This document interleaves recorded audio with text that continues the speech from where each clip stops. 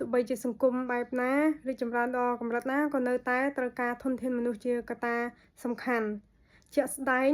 នៅពេលដែលយើងមានសង្គ្រាមយើងត្រូវការមនុស្សត្រូវការគ្រឿងសព្វាវុធ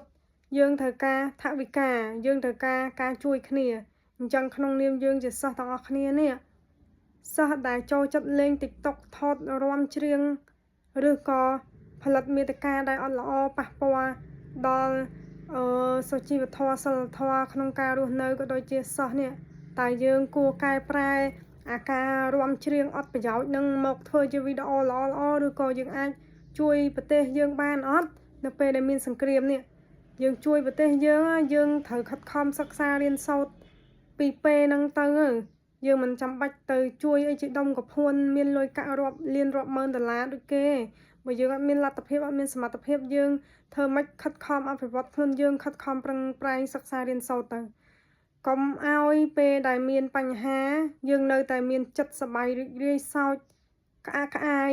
កងរំពងគឺអត់កើតទេយើងគ្មានទឹកចិត្តសំបីតែបន្តិច